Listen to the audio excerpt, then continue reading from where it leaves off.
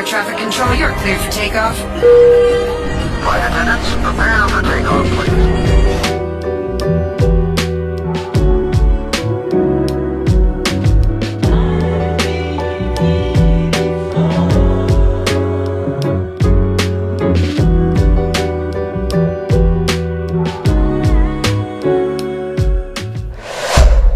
Welcome to episode 2 of the Infinite Horizon podcast. I am so happy and honored to have my friend Pablo Morales with us here today, and I'm so excited for today's conversation.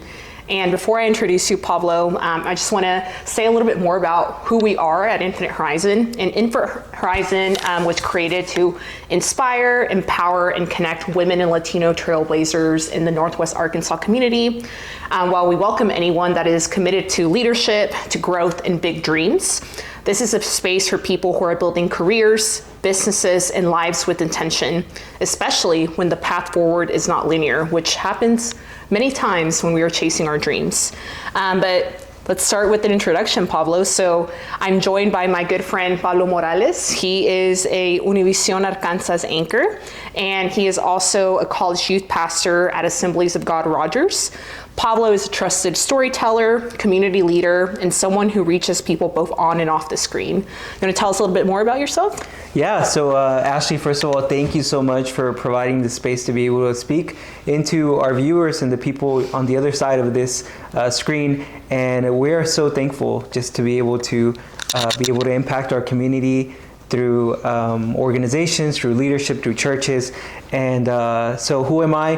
Pablo Morales, as you mentioned, I'm a news anchor. I'm also a college pastor at my local church. And I serve in different roles, different areas throughout the region here in Northwest Arkansas. But in the last couple of years, been able to get more involved with organizations and MC a lot of events throughout the state, like Hispanic Heritage Festivals, awards nights. Just alone this year, I already have 7 events lined up, so we're super excited for 2026 and everything that we got going on. Congratulations, that's huge. And I think for someone that's in a very public-facing career, right, where, like we had said earlier, the path forward is not always linear. And today's episode is actually about failure. And how is it not as an ending, but instead an expansion point, right? How do we move beyond failure and expand into our horizon and into those moments that stretch us into who we are becoming?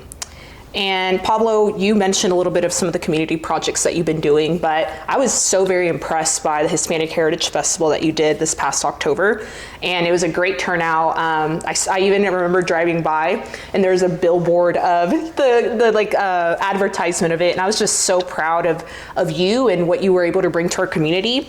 And it's an incredible example of the impact that can happen just through someone that had a dream and executed it, right? And this is why I would say you are the perfect guest for today's conversation, because in public-facing careers, the wins are very visible, right? The success is visible, but so are the failures. And sometimes those failures, especially for someone that's in the media, those are even louder, more uncomfortable, and even more embarrassing. So when you think about failure, the word failure, many times people think of it as a negative connotation, I would say, right? They often think about it as weakness, but when you hear it, what comes to mind for you? Yeah, so one of the things you mentioned is our event that we had last year in October, the Hispanic Heritage Festival. Just to mention, it took a team. I led with the team, and I'm really grateful for them. And when we talk about failure, I think that the word that comes to mind is possibility, opportunities, because it makes us think outside the box. Most of the time, we want things to play out the way we plan them, but what happens when they don't play out the way that we expected it? It makes you move, it makes you work, it makes you think outside of the box. Okay, if this door was closed, if this project failed, what can I do different? And kind of makes you really go into that critical thinking point in your life, and also makes you knock doors and meet people that you never expected if it wasn't for that failure. What's crazy is when you speak about knocking on doors, and that's kind of how we met, right? Like, it was just through mutual connections in the community, and we knocked on each other's door, and now we're here, we're sitting on this podcast, and we're talking about this important topic. So just the power of connection is beautiful. So, but anyways, I want to learn a little bit about your early story, and before the accolades, right? Before the media presence, before this career, what did you think your career would look like early on? Was it always your dream to go into media, or can you tell us more about that? That's actually really funny because first of all, I grew up in a small town in the city of Batesville, Arkansas. Now it's a town with around a population of around 11,000, 12,000 people. Wow. But when we first arrived there with my family, it was a small community, about 7,000, 8,000 people. And definitely going into media or even being on TV is nothing I ever planned or dreamed about. Actually, my story starts by going to the junior high, the high school there. And I thought I was going to go into the medical field.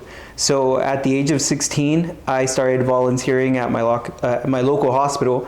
And that's where I spent my summers. Instead of being bored at home without nothing to do, I started volunteering at the hospital as just helping with the patients, taking them to different floors, translating a lot. And so I think that if anything, working at the hospital or volunteering at the hospital taught me that. And it also opened up opportunities, connections to people, meeting people, so that years later when I graduate and I went to knock the door, I already had people in mind who to go talk to. And so straight out of high school, I was doing the dual program. You go to high school, you're also doing college. And I was actually taking classes for nursing. And I remember I took Intro to Medical Professions. I took psychology. I took just simply medical terminology. And I remember being in those classes, and I was set, or at least I thought that was going to be my career path. Really? Going into... I didn't know that. Into medicine, yeah. And so I actually worked at a hospital for 3 years. What? And I think that the moment became real when they said, okay, hey, the hospital's willing to pay for your nursing school if you sign a 5-year contract. But really, within those 3 years, I learned so much. And one of the biggest things I learned is that the medical field was not what I wanted. It's not the career path. It's not the lifestyle I wanted. A lot of respect to everyone who's in the medical field. It wasn't for me. It simply wasn't. And that's when I think a lot of the questions began to rise. Okay, what am I going to do? And what's crazy is you and I have a very similar story here, because I was also a pre-med student. So I was in college for medicine. I had done all my pre-work similar to you to graduate with medical honors, etc. And then I remember actually, being in the programs and be like, this is not for me. I hate blood. Like, I'm sorry, I cannot be a medical professional. And in that moment, in a way, it felt very confusing for me, because you have trained your brain for so long. I'm going to be a doctor. I'm going to do this. I'm going to do this way. And, especially as a daughter of parents that are from another country, the perception of success for them has been be an engineer, be a doctor, be a lawyer, all of these big careers, right? And I felt like a failure when I did decide that wasn't what I wanted to do. And I felt like I was letting my family down. And I was like, what if I continue just to check the box off? I'm glad I didn't, because it wasn't my passion. And all respect to everyone that is in the medical field. That's a very, very tough job. But for you, that you were also in a similar situation, you had been doing all these things to set yourself up for the medical field. What did that moment feel like? Like, did it feel like failure to you, or what did you learn from it? Like the stigma around it for your identity of, I'm this medical professional, and then it's like, it's not there anymore. Yeah, well, the first thing I guess it's important to mention is that our parents, from the moment that we're born, they're already kind of planning out our life for us, telling us, hey, you're going to be a doctor, you're going to be a lawyer, you're going to be this, you're going to be that. And I think that a lot of the things that happen is that even the school system teaches us the steps to be successful. Our parents, they tell us do this, do that to be able to succeed in life. But the one thing that they don't ever teach us is how to fail in a healthy way. Like nobody tells you what to do, you know, if your career path doesn't work out for you, if someone breaks your heart, if the engagement just doesn't work out, if maybe you're in financial debt, okay, what do I do now that I failed? There's a lot of stigmas around that. And I feel like many times as young professionals or simply students in college or a business owner, entrepreneur, there's a lot of fear of failing.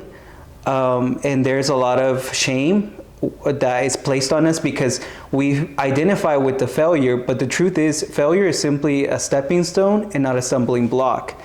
And a failure doesn't define you unless you allow it to. A failure is simply a training ground, and I always have this now that you should learn to turn your crisis into your classroom. And instead of seeing that failure as like you're done, use that failure to learn from it. And I mean, there's so many examples even in our society, great inventors, great people who have done great things. You see, you know, Steve Jobs. Yeah, he was an inventor for a computer. He was kicked out of his own company. I was reading the other day of Jeff Bezos when he started Amazon. The first few years, the numbers weren't looking great for the investors, and he sent them a letter not to try to persuade them, but to tell them, hey, believe with me and jump on the ship, and I promise you that we'll make it on the other side. The numbers don't add up right now, but just simply trust the process. And they did, and I mean, Amazon's one of the most successful businesses today. Literally. We also see, go back in history, Thomas Edison, before he actually created the light bulb, it says, you know, history says that he failed around 10,000 times. And when they asked him, like, did he consider those failures? He said, no, those were 10,000 ways that this didn't work, 10,000 possibilities. So I think that the first of all is that you don't have to allow failure to define who you are or your value as a person, because failure is something we all go through, and learning how to kind of work through that is so important, and fail in a healthy way, in the sense of like, okay, this didn't work out, what can I do now? What did I learn from this? Because every failure teaches you something. Yeah, and I think you touched on a powerful point there, because as we continue to be in our progression of our dream or our careers or whatever is going on in our lives, right? Sometimes we want to accelerate to the end. And we're like, where is it? Like, I've been working hard, like, where's the accolades? Like, where's the success? But every master had to once be a beginner to get there, right? So I think it's a powerful reminder of it's a journey. And through those bumps on the road, through failures, through learnings, at the end, it's even more magnificent, right? The success of reaching that final destination. So excellent. Yeah, and just to go back to your question, what was a turning point for me? I was 19. I was working at the first hospital I ever worked at. It's in Jonesboro, Arkansas, NEA Baptist. And I remember I was young, 18, going into 19. And that was the first job that I actually worked at a hospital. And I was like, wow, I can't believe I'm working here, right? That sense of like, pride. I made it, like, I made the cut. But it also was one of the toughest ones, because I wasn't used to working 12-hour shifts or 14-hour shifts, especially when snowstorms came around. I remember that there was weeks where I worked all 7 days, almost 16-hour weeks, and it just burned me. And because it burned me, I started losing interest in it. And I also, at some point, lost my job. I got fired, to be honest. And I remember that was probably the biggest failure that I remember, coming back home, moving in back to my parents' house at 19, and feeling like a big failure. And I remember it was the summer of 2015 that it took me like 6 weeks to get out of that. And I was just, I wasn't motivated. I felt like I had just failed. And it was just really tough of like coming from, I just graduated high school. I'm in this medical program. I landed my first big job working at a hospital. And then 8 to 9 months later, I get fired because either I didn't have enough motivation, I wasn't showing up on time. And at 19, I mean, that crushes you, because you're like, okay, I have it made. And then all of a sudden your castle comes, crashing down, it just really shakes you to the core. And I remember that summer of 2015 was probably one of the roughest for me. And I think the other side of that is, how do I come out of that? Mm-hmm. I have the biggest cheerleader, which is my mom. And shout out to my mom. Shout out to all the mothers out there, seriously, keeping us down. Yes, she was the one who pushed me. She's like, hey, it's okay. Like, you got fired, this didn't work out. Can you at least try to go knock on other doors? And I was so hesitant. I was like, I don't know if I'm going to qualify. I don't know if they're going to accept me, because I have this red stain on my history now of saying, hey, he got fired from this job. And what's the crazy part is, you were only 19. And so it's just crazy, looking back at a bird's eye view to that time in your life, right? Where for you, that was the end of the world, 19 years old, end of the world. Oh no, my life is over. What's next? And look at you now, and where God has brought you to, right? And how successful you are by the grace of God. And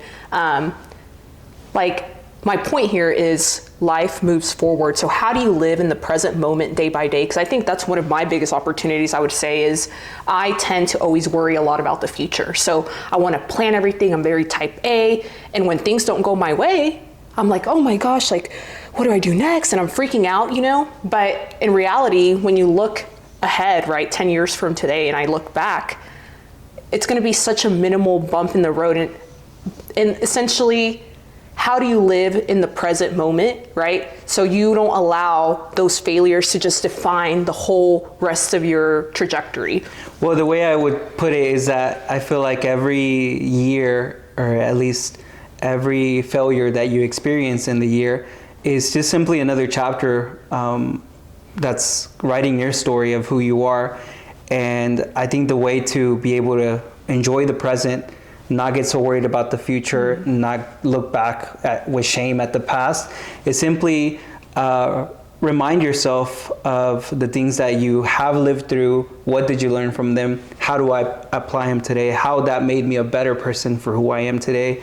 And also, how am I going to use all those experiences to be able to help others? Because a failure isn't just your failure. A failure is a class that you can give someone who's maybe going into financial debt, or someone who maybe didn't, continue their major or their career path, and now they're doing something else.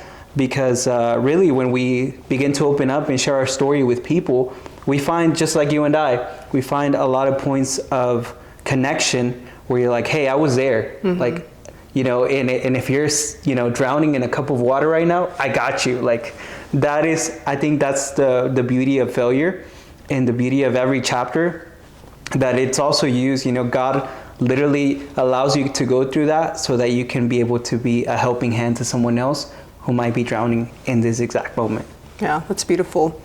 And I think that's also, the power of community as well, and why we're even here today talking to you and sharing about this story, because I wish I would have heard something like this when I was younger, honestly, because I feel like growing up for me, it was very much at least in my household, you keep things in the house, right? So if you're feeling depressed, or you're feeling nervous or anxious, those aren't real emotions, because you have a bed to sleep in at the end of the day. You have a roof over your head.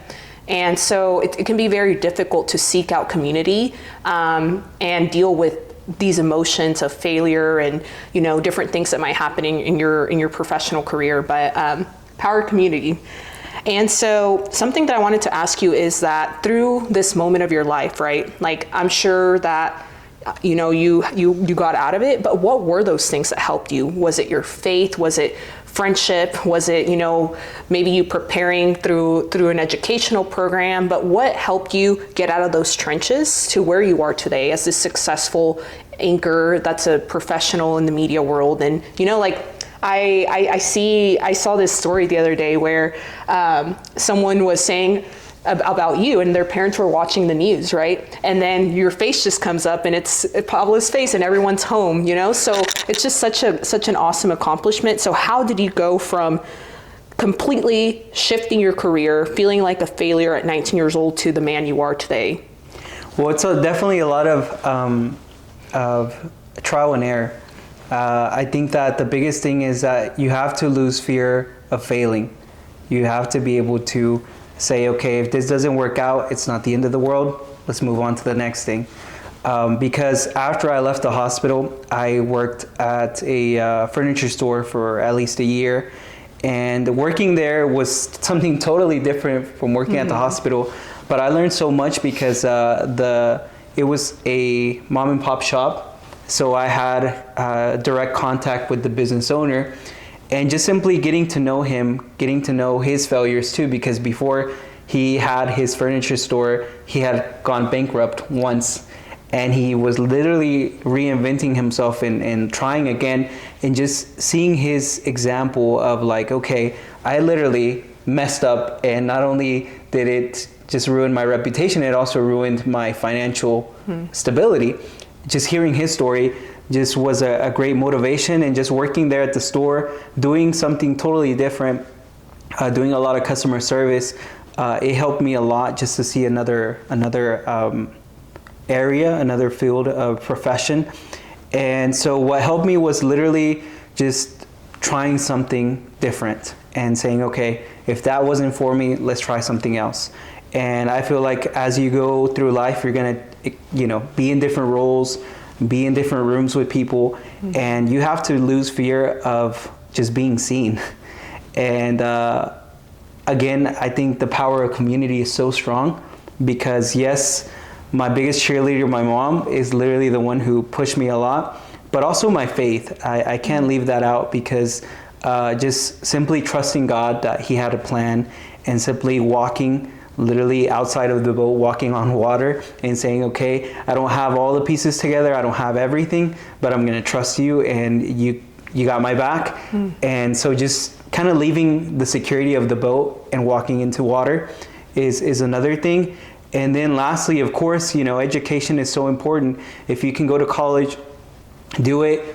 Some careers don't necessarily need it, especially if you're doing retail, if you're doing sales. I mean, there are people who are so successful, or who launched the business without actually going to school. Kudos to you. But there is so much resources out there through organizations like Infinite Horizon or others in your community that provide you with resources, and they want to help you, and they want to give you information so that you can be successful. And the most important thing is that it's free. And now with technology, there's no excuse. I mean, I know that it's very useful right now, which is AI, ChatGPT. There are so many programs out there that you can just simply ask questions, but don't rely on that. You have to put in your part. Yes, that's the informational side, but then there's a part where you have to give yourself. Yep, no, I agree. And I think that part of you have to put in the work, right? Because I've seen where you want this goal really bad, but it's not magical. And people are like, I'm gonna pray to God, and I'm gonna have faith, and it's gonna happen, and I'm gonna manifest it. But it doesn't happen that way. You need to put in the work, right? So how do you build that community? How do you gain those resources? And like you said, that's what we're here for. We want to serve as a community access partner to be able to help you guys chase your dreams, because I wish that someone would have helped me when I was a little kid. And now, as I grew up, I learned the power of community and networking with people around me. And because of those people, I am here today, and obviously thank you, God, for all His blessings, but also through the people that have been around me and surround me, even with you, like the opportunity that you gave me through having an interview with your platform, right? So now let's talk a little bit about failure in the public eye, right? So you are a media professional today. Can you tell us a little bit about how you went from medical to then the mom and pop shop and being there to then entering the media world? Yeah, so it's a very crazy transition, very crazy story. So I went from the hospital, working in the medical field, then going to work at a furniture store. Then in 2018, it was just a moment where kind of that midlife crisis where you're like, okay, what am I doing with my life? And in 2018, I decided to go back to school, and I went to UFAS, or University of Arkansas Fort Smith. I was there from 2018 to the pandemic 2020. And during that time, I was just going to school. I was doing some freelancing as doing marketing. And I was going to school for finance, just to mention. It's a crazy, like I said, it's a crazy story. It's a zigzag. Life is never linear. So it's a zigzag because I went from medical to working in a furniture store, which is retail. And then, okay, bam, I'm like, okay, I'm going to play it safe. I'm going to go to finance. And I went to school to learn about finances, accounting, bookkeeping.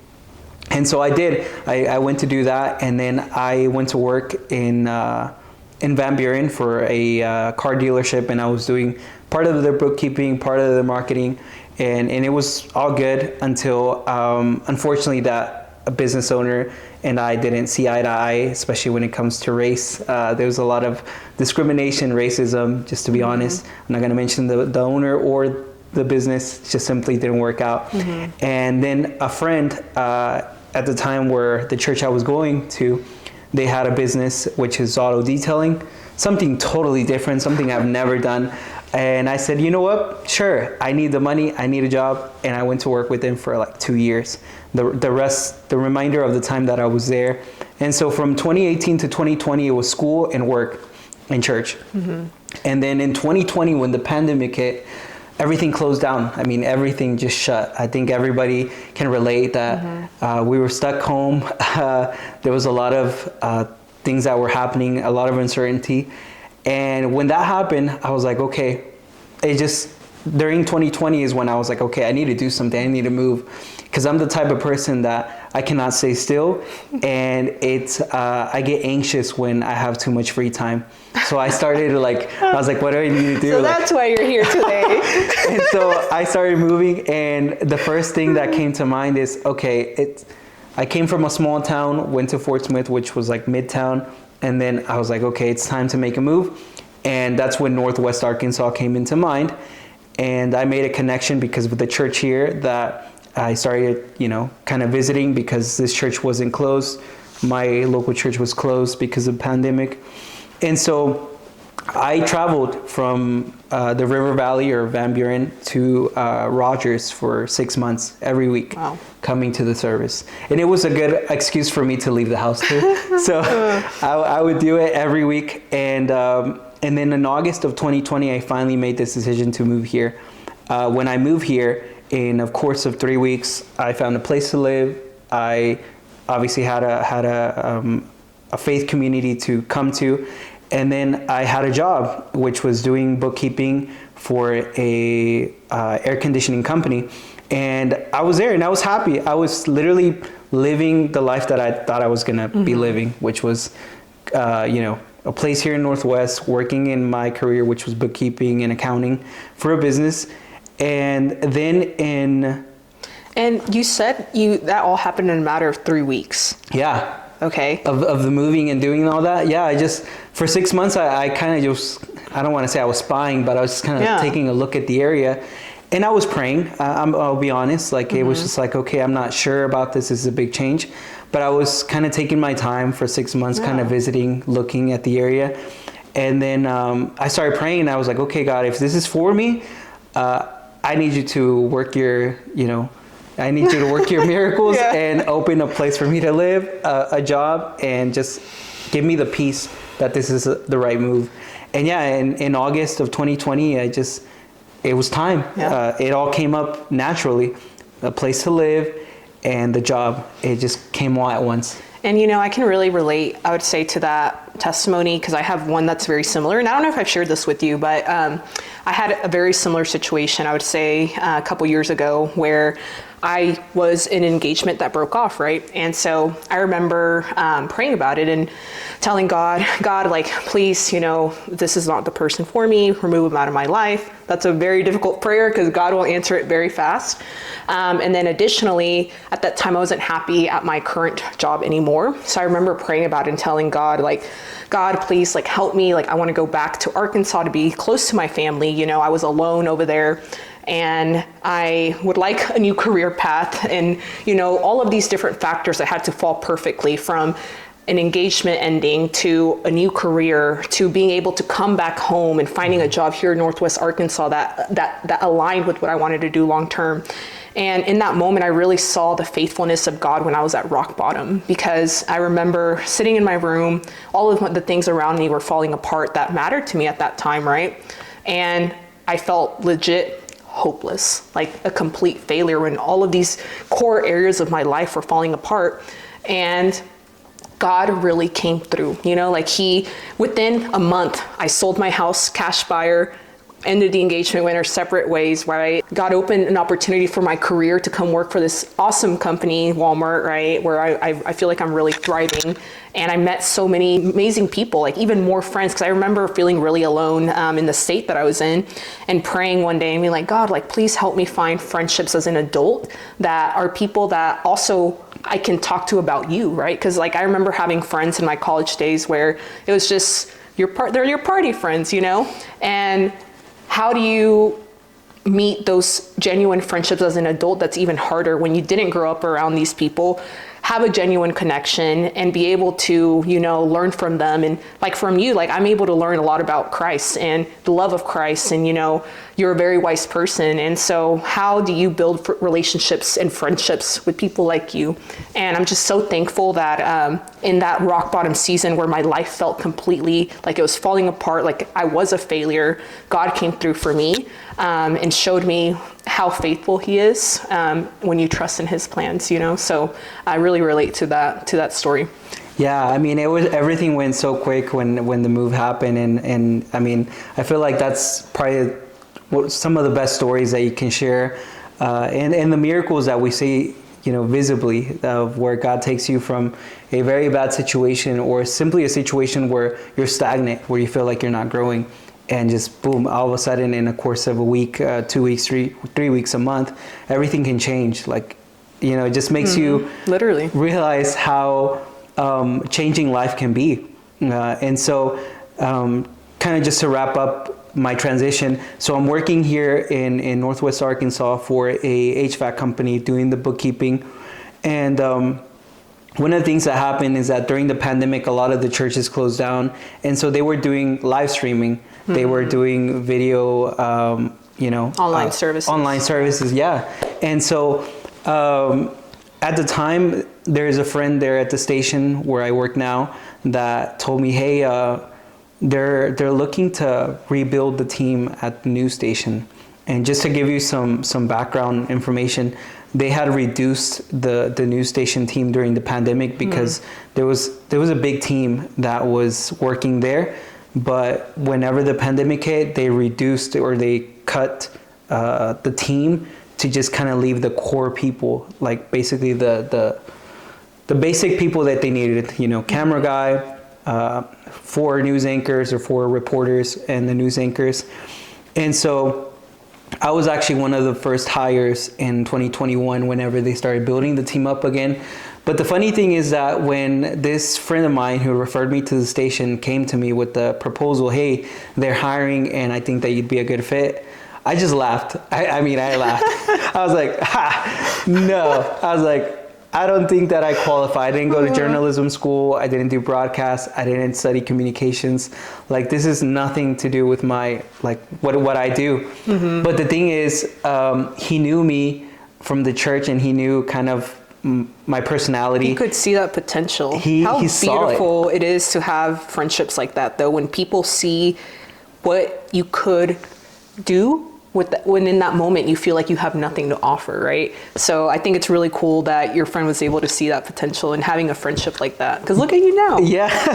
Well, the thing is, like, it wasn't that I was in front of a camera or I was on stage every Sunday. It was more like I did a lot of the behind the scenes, the graphic designing, the video editing, and all this comes back to high school. I always loved technology classes in high school, and I was always involved in different projects. And one of the things that I enjoyed as a hobby, I had a little blog. I still have my YouTube channel where ever since I was like 15, 14, I started doing mission trips to Guatemala, to Mexico, to El Salvador, to Colombia. And so every trip I would go on, I would make a little blog or a video. And I have those videos still up. I don't share them. Subscribe to his YouTube right here.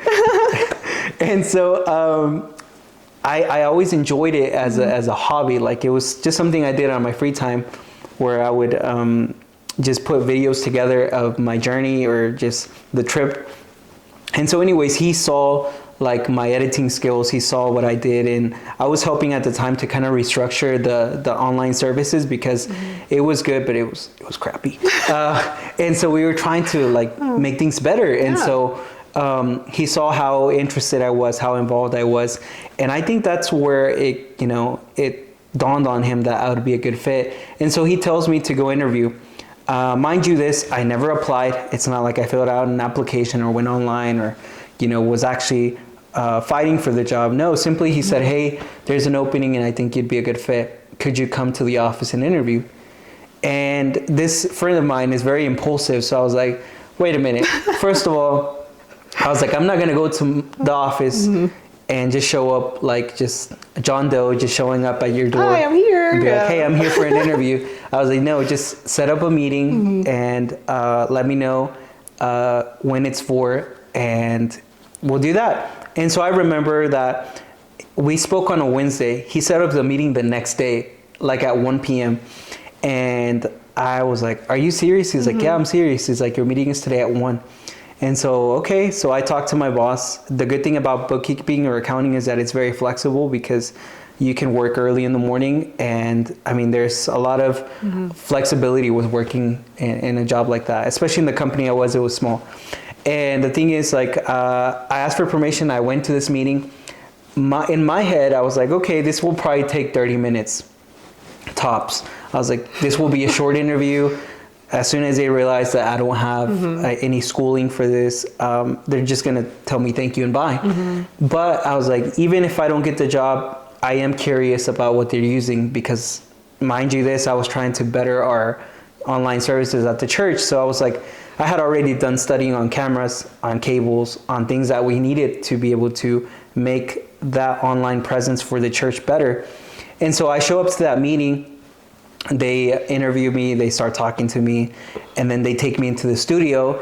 And here I am, it's like me walking into Disney. I'm like, oh wow, those cameras are cool. Yeah. And I was like, okay, so what cable are you using? Are you using an HDMI or an SDI? And then they look at me, they're like, how do you know that? And I was like, oh, it's because I'm working on this. And I started telling them my plan about bettering the transmission. And they were like, wow, okay. And they're like, what program are you? They're I was like, hired. yeah, I mean, a lot of the things, I was speaking their language. Yeah.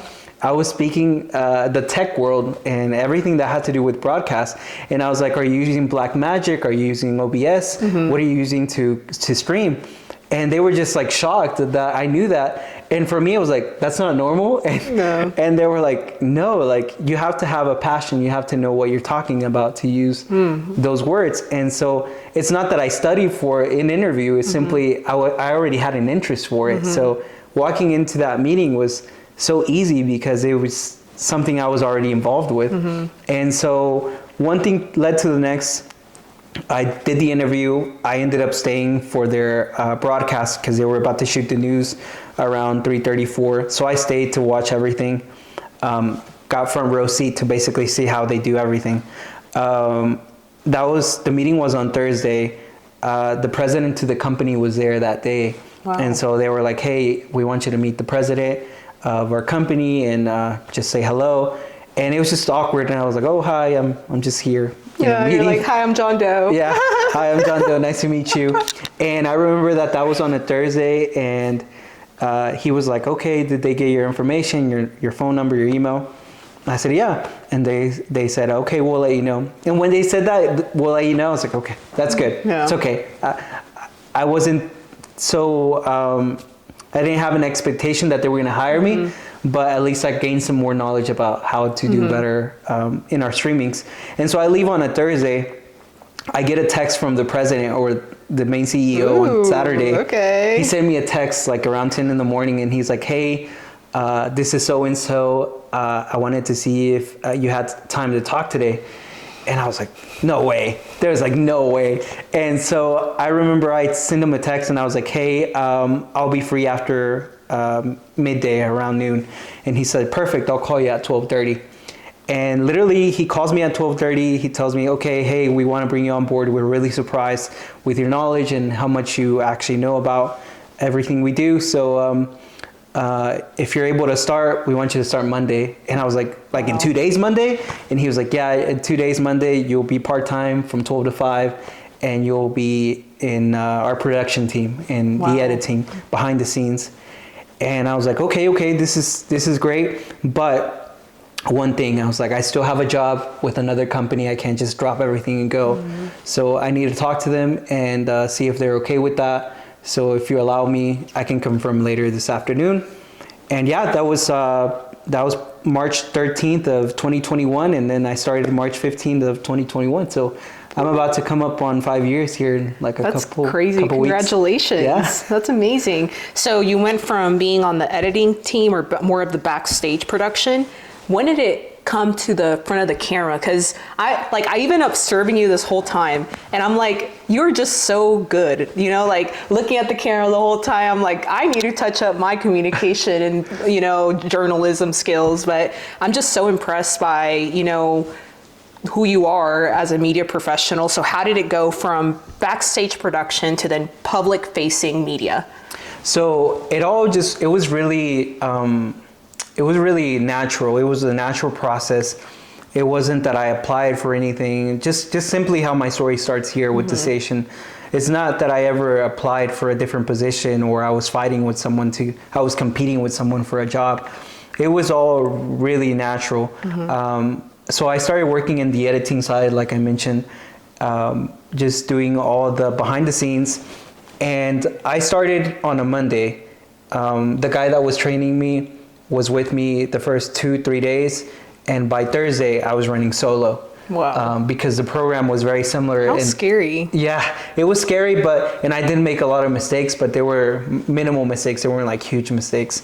But after that, they saw that I was a quick learner, and then 6 months later they moved me to producer.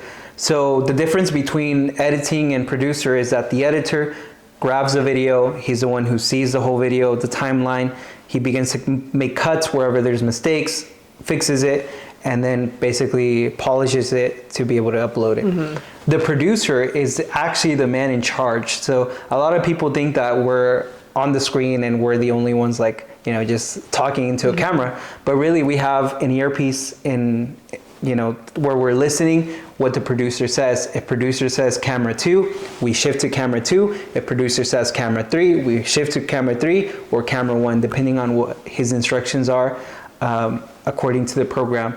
And so 6 months into it, I get promoted to producer, and I switch jobs, and now I'm the guy in the chair with the headphones and the mic. Wow. Saying, okay, hey, we're gonna start. This is what we have today. We have headlines. We have a camera 2 for the intro. Then we're going to camera 1. And here we go in 5, 4, 3, 2, 1. Camera start rolling. And I was a producer for another 6 months. And so that's a whole year. And then a year into it, we started seeing a need to have more social media presence. Okay. And the thing is, as a news station, you're not only producing news, you're not only on screen, but you're out in community events.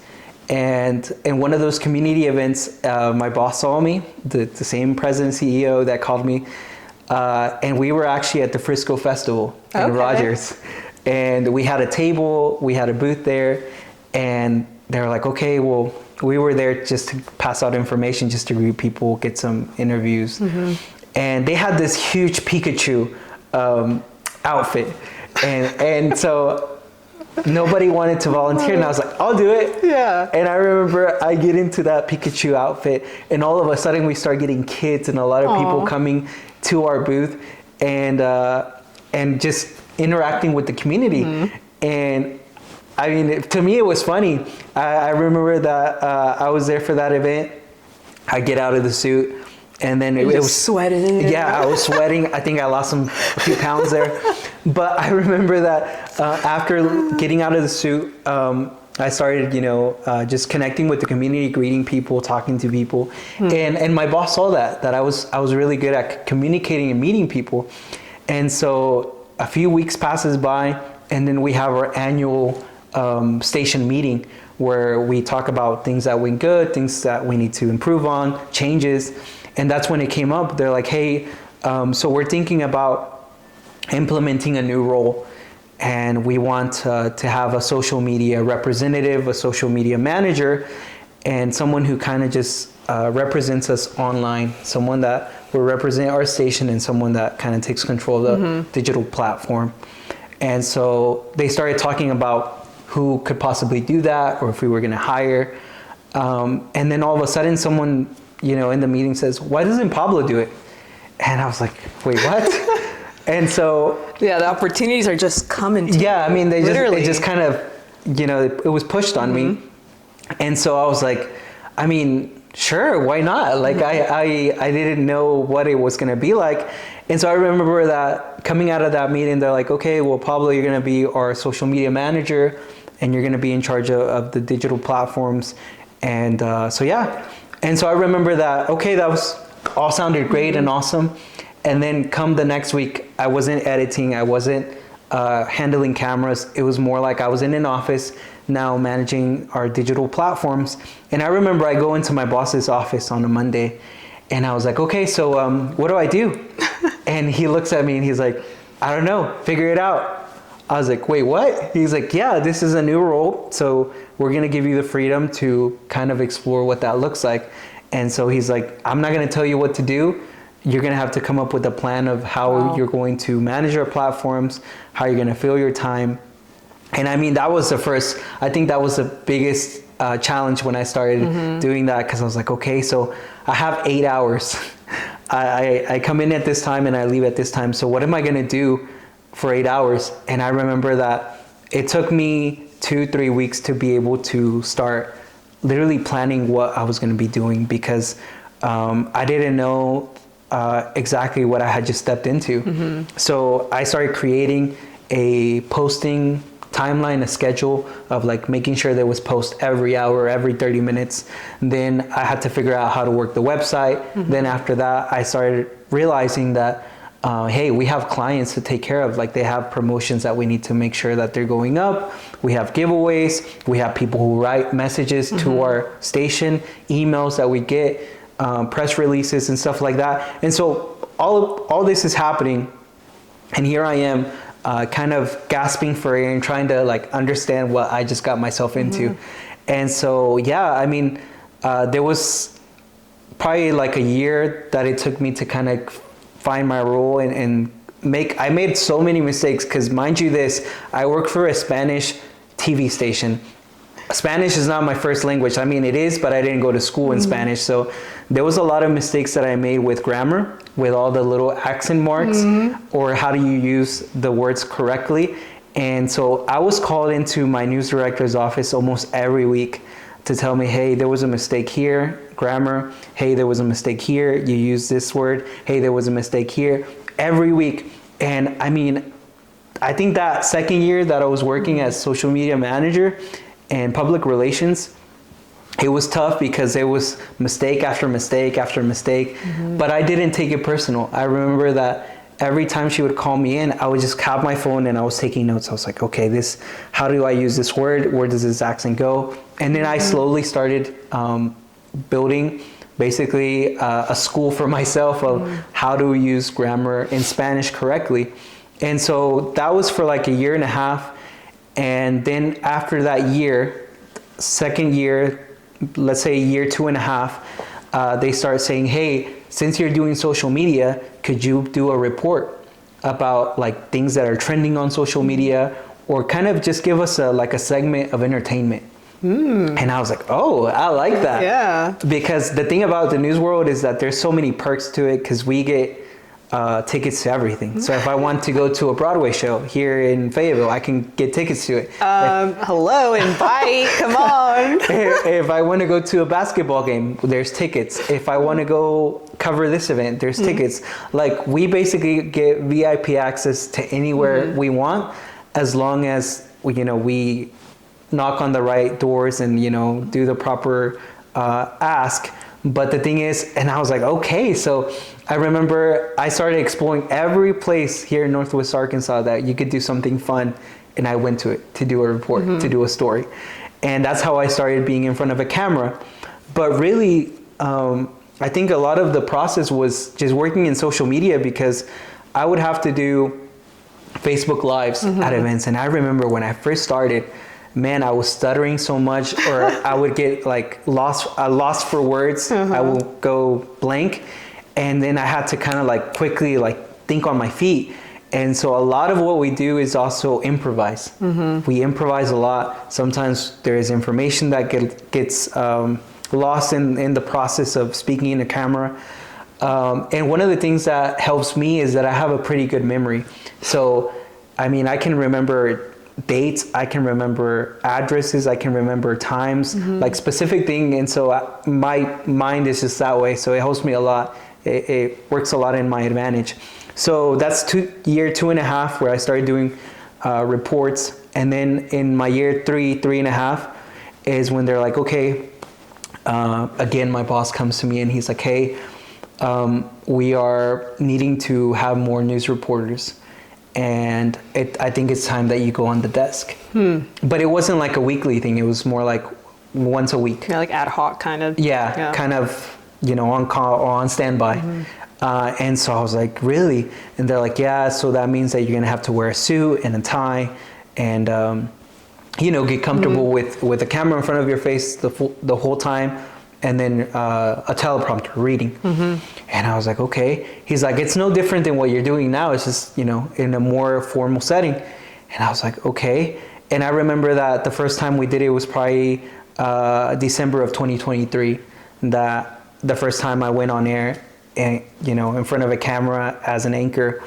And it was just nerve-wracking because, again, I was so stiff. I remember I was in front of the camera and I was reading, but I was so stiff. Kind of like me right now, Yeah, pretty much. And so they're like, okay, camera 3. And I was like, okay. And I literally was grabbing onto that iPad and I was just like, literally so stiff. I would not move. My expressions were so cold because I just was so nervous. And then that's when it started. And then in 2024, around March, my news director, who was the main anchor, she was pregnant at the time and she was about to have her third baby. And so they're like, okay, again, that search began. Like, okay, are we going to hire someone who's going to take the main news desk as main news anchor? And all eyes on me, right? And so we decided, or the company decided, my boss decided that it was going to be me and another coworker. And just so that we have 2 media companies, Univision and Telemundo. I can't really, it's a little bit confusing for some people, but because they say, well, aren't they competition? Yes, they are. But so my boss is the owner of one and then his business partner owns the other one. That's why we're able to do it. A lot of brands do that, like big brands will buy smaller companies and then they still remain as that smaller brand, but they are owned by a big parent company. So it's very, very normal. But that's so interesting because I didn't know that. Yeah, so we kind of run both stations, but when that happened, when that split happened, that's when they were like, okay, somebody has to, be the face of one and the other one has to be the face of the other. And so, I didn't really care about which one I was. I mean, same company, same team, just different brands. And so they're like, okay, you're staying on Univision. And that's when I started news anchoring. And literally, it's just, you grow as you go into it. I remember that aside from reading, I would go into national news and just kind of look at the news anchors and study them. And I would look at them, what are their gestures? What are the words? What are the transitions that they're doing? And so, because again, remember, I didn't go to broadcast or journalism communications in college. So there's a lot of things that I was learning on the fly, on the go. And I think what I love about your story is, one, you took these risks along the way, right? So the risk-taking piece, but also your determination behind your goal and your dream. Because, you come into this area, you're not an expert, like you said, you didn't have a journalism or communication training, but you were so big about chasing that dream. You were putting in that work, studying news reporters. You were over there very passionate about learning about the different softwares and editing programs, and going to say, right, like when you have a dream, it's really about the work that you put behind it to make that dream possible. And I am a firm believer that any dream is possible. Have the right support system, put the right work ethic behind that goal, and dream big, you know, because I really do believe that the sky isn't even the limit. It's just the beginning. Yeah, and I mean, I think that really that putting in the work and really loving what you do. You definitely have to have love for what you do and passionate about what you want. I remember that when I started at the station, I was around 25, 26. And I was starting in, I didn't really know what that looked like. I was like, we're just going to do this and we're going to go for it, full speed.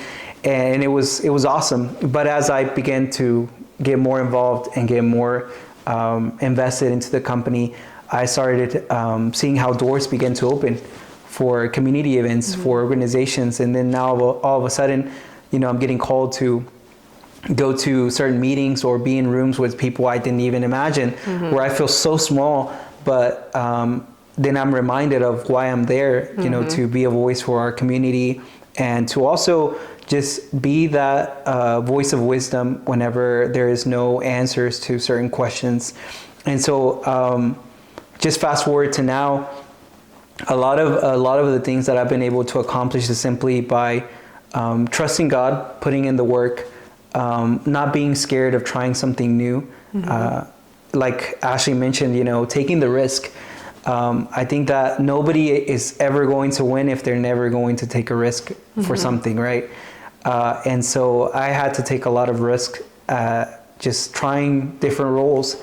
And now it's like, they always ask me, so what do you do at the station? I'm like, I carry many hats. I don't have like a certain role. Like, Mad yes, Hatter.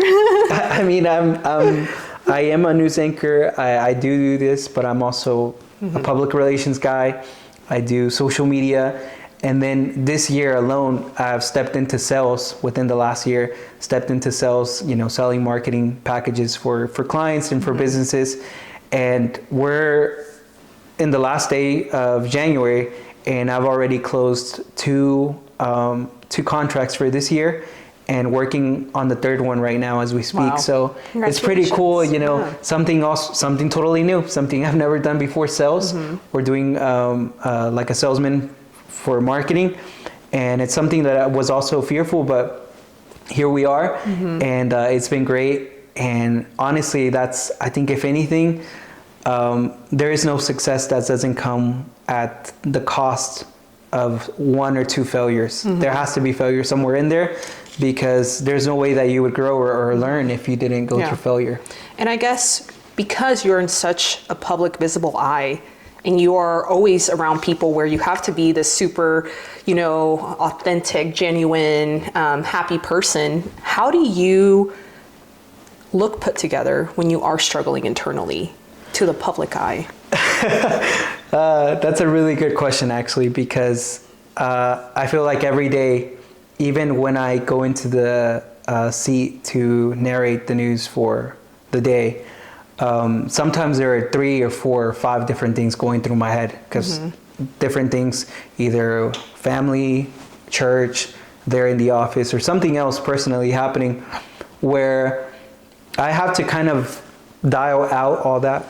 You know, I love how Marco Larry puts it, that you have to kind of focus on the signal and eliminate the noise, because there is always going to be things around you that are going to come shake you, and you have to remember where you are, where you're sitting.